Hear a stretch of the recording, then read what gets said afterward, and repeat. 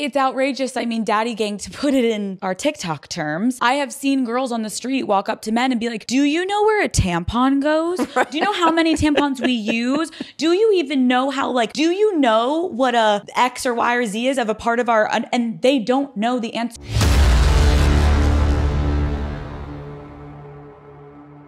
Vice President Kamala Harris sits down for an interview with the Call Her Daddy podcast, which is hosted by Alex Cooper. And usually the topics are based on sex, relationships, and culture. Now, we've been demanding her to sit down and do more interviews in the media. But the problem with this particular one, for some reason, came off very disrespectful towards men. And when this election is going to come down to obviously thousands of votes, the male vote is going to count. So what we're going to do in this video is react to this podcast and start with the biggest lie that she's been pushing. Watch. At a rally in Pennsylvania, former President Trump recently told women, you will be protected and I will be your protector. What do you make of that? So he who, when he was president, hand-selected 3 members of the United States Supreme Court with the intention that they would undo the protections of Roe v. Wade.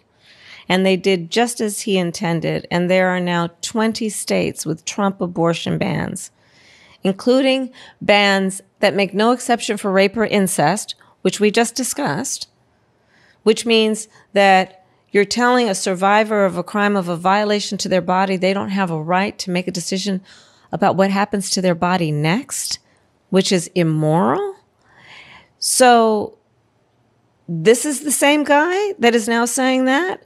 This is the same guy who said that women should be punished for having abortions. This is the same guy who uses the kind of language he does to describe women. So, yeah, there you go. Okay, can we just stick to the facts? Trump abortion ban is obviously not true.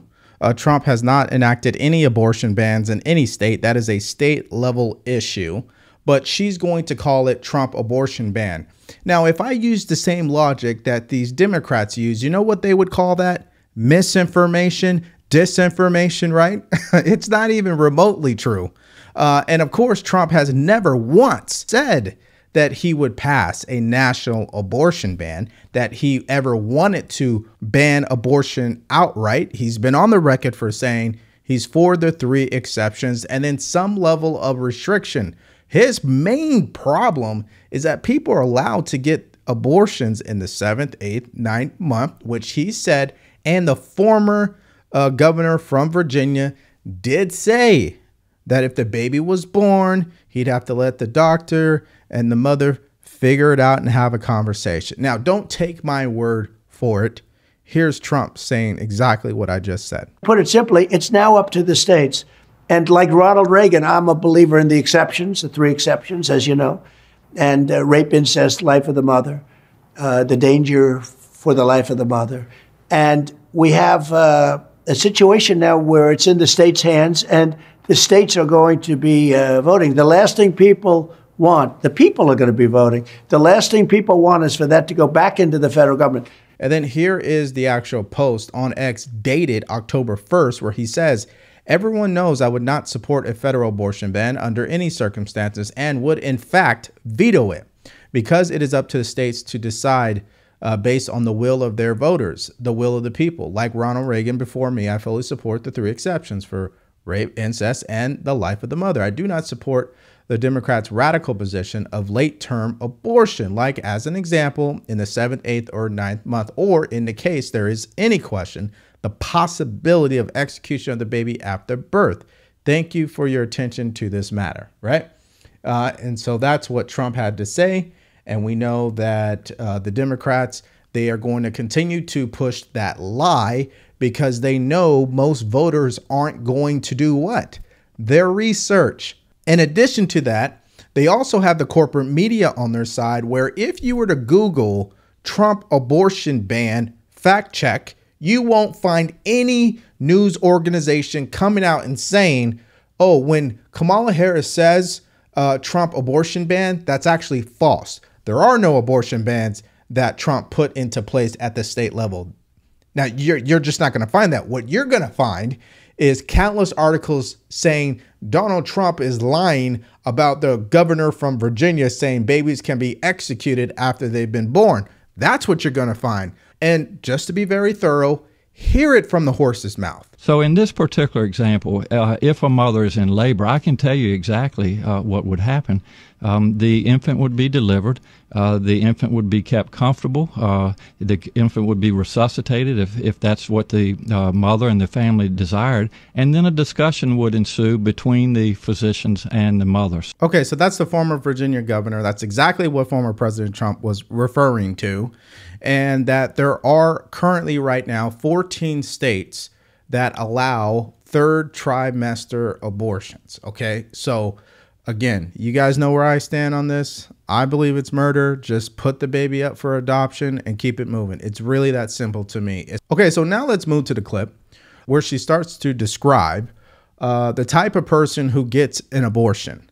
Yes, you heard me correctly. The type of person who gets an abortion. Listen to those words very carefully when I hit play on this clip. It just shows you the woke ideology in Kamala Harris's mind, by the way, because we know she's woke. Anyway, she talks about these type of people who get abortions and also what they have to go through in order to get the abortion. But what I don't hear in this clip is what does the baby have to go through when that woman gets an abortion? What does the woman have to go through after she got the abortion mentally and emotionally? Who truly wins when the abortion takes place? I don't think anybody, but let's hear this clip. The majority of women who receive abortion care are mothers. So if she's in a state, and by the way, every state in the South, except for Virginia, has an abortion ban, okay? So imagine she's in a state with an abortion ban. 1 out of 3 women are, by the way, in our country. And she's a mom. So she's going to have to figure out, one, God help her if she has affordable childcare. God help her if she has paid leave. And then she's going to have to go to the airport, stand in a TSA line, sit on a plane next to a perfect stranger to go to a city where she's never been to receive the care she needs. She's going to probably have to get right back on that plane because she's got those kids. Her best friend's probably not with her because that's who's taking care of the kids. To get back in that TSA line, to get back on a plane, to go home. And that's all if they can even afford the plane ticket or the bus ticket. Exactly. But here's the part of this conversation that clearly is always overlooked. Where is the accountability? African Americans are getting abortions at almost a 40% clip. Okay, so think about that. Every 10 black babies, 4 are aborted. She's not talking about that. And a lot of African Americans, they go to church every Sunday. Matter of fact, they go to church on Monday, on Tuesday, on Wednesday, on Thursday, on Friday, especially black people who live in the South. And you're telling me that they're going to vote for this? It blows my mind how they can justify that. And they justify it without speaking on any accountability at all. In other words, the numbers show that women are not held accountable on this issue. And because they're not held accountable, what is the first thing that comes to their mind? Abortion. Not adoption, not counseling, not let's try to work it out. None of that. It's, I gotta get rid of the fetus. If you're not going to hold anybody accountable, they'll just continue to do it. And I don't know about you, but why would we ever be okay, especially for black people, 40% of our babies being aborted? Tell me why that makes sense. Tell me why that's a good thing. How do you justify that? And you can't say white supremacy. Don't go down that road because that's not white supremacy. That's just black culture. All right. So now that we talked about those 2 clips, let's talk about this third one, which is in regards to how this podcast really sees men around women's health. And again, if you're trying to get male voters and you're trying to truly win this election because you believe Trump is a threat to democracy, I don't think you'd probably be talking this way about the average male voter out there like this. Watch. Is a bunch of these guys up in these state capitals are writing these decisions because they somehow have decided that they're in a better position to tell you what's in your best interest than you are to know what's in your own best interest.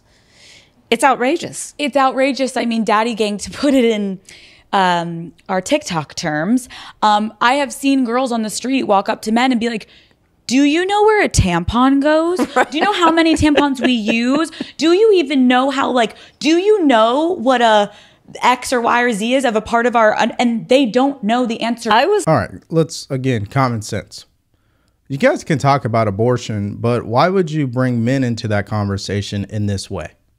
Right? That's the interesting part about it. What I find funny is obviously it takes two people in order for the woman to become pregnant, herself and the man. And I also find it kind of funny that men have zero say in anything that truly happens in the end, but that's a whole nother thing. Now, there's another side of this to where some people say, well, okay, you don't want the government to have any say when it comes to your body. Cool. Then why would the government have any say when it comes to men having to pay child support? Right? I mean, that's what a lot of people say. A lot of people also bring up the fact that why is it that they mandated people to take vaccines? Right? Is that body autonomy when you're getting fired because you refuse to take a vaccine? I'm just saying. These are other sides to the conversation that I know they don't want to have. Because if the excuse is body autonomy, so are we saying body autonomy only counts when we're talking about murdering a baby? Is that what we're saying? Because that's where the double standard comes into play. And then obviously the conversation goes off the rails. So as I said in the beginning of the video, obviously what she's doing is tripling down on the women and trying to get them to turn out to vote, right? She's going somewhere where maybe these are not really politically versed audience, right? They really don't follow politics whatsoever, but a lot of women may listen. And because they listen to that particular podcast, maybe she can get them to show up and vote for her. But by taking that strategy on, what she's basically doing is throwing the male vote in the trash. And let me show you why I believe that's a mistake on her behalf.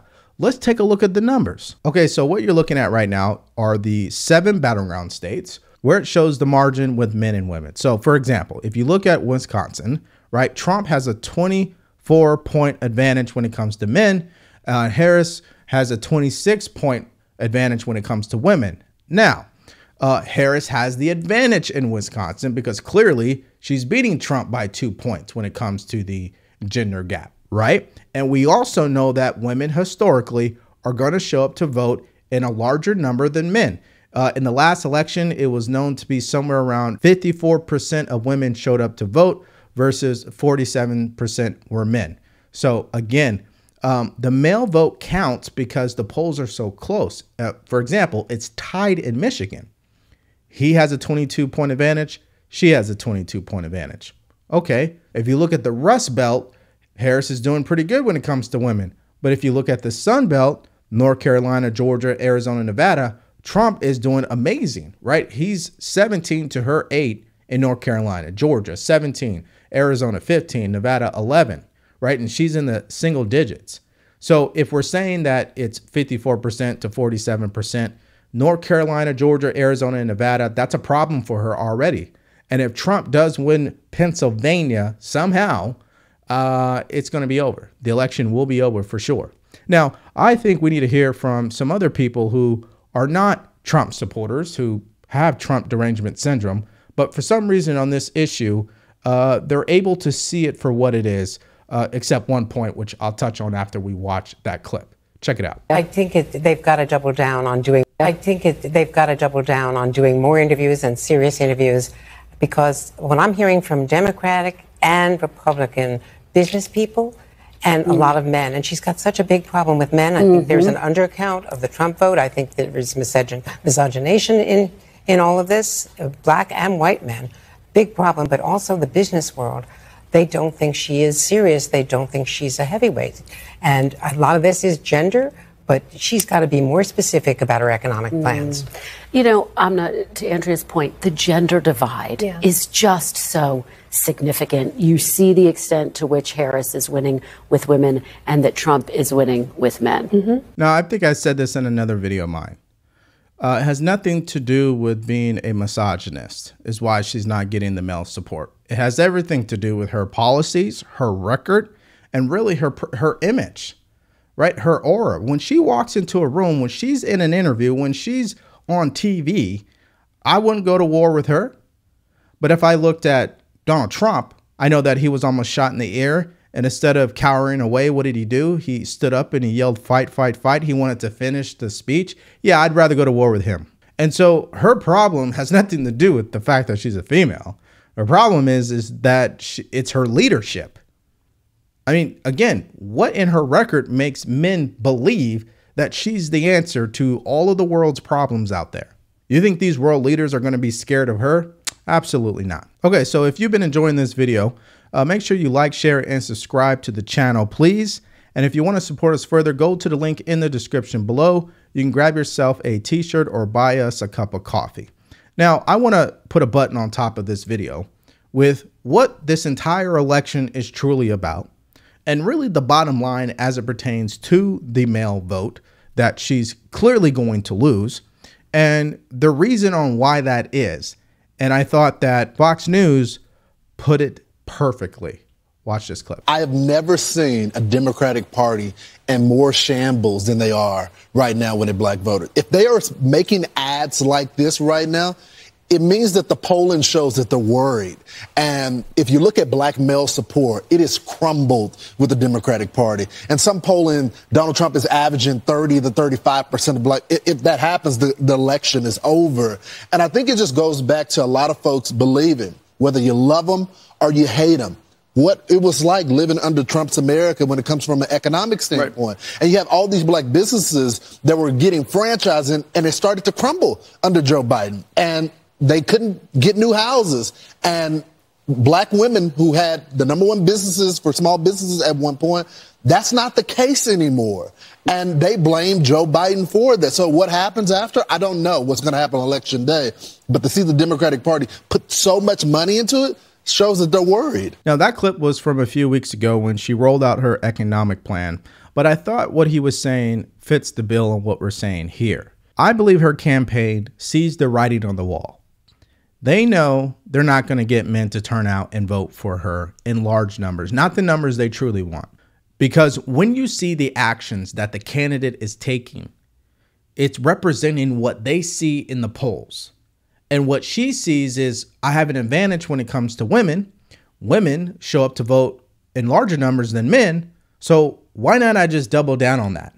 Go somewhere where I know a lot of women listen and try to get them to vote for me. But the problem, and that's what Lawrence was just saying, is there's still a lot of women out there that know the difference between the Trump administration and what happened over the last 3.5 years. Okay, so as I wrap up this video, the bottom line is this. She went on to this podcast and she still did not answer the question that most independents or whatever undecided voter that's still out there want to hear. What is your economic plan? How are you going to lower cost? What are you going to do about the border? What are you going to make sure that my children have a future? And what are you doing about that war overseas or the multiple wars? She didn't provide any specifics in regards to that. It was more of just abortion, abortion, abortion. That was really the hitting point. And obviously, that's the only thing that she can run on. So it makes sense why she would do that. But again, at what cost? By her going onto that podcast and doing what she's doing, she's sacrificing the vote of men. And I think that will ruin her for sure. So that's my opinion. What's yours? What do you guys think about some of these clips I showed you in regards to that podcast? Tell me if you thought that her going onto this podcast is truly worth it. Put your answers in the comment section below. Thank you for checking out the video today. Stay grateful, stay focused, and stay true. Peace.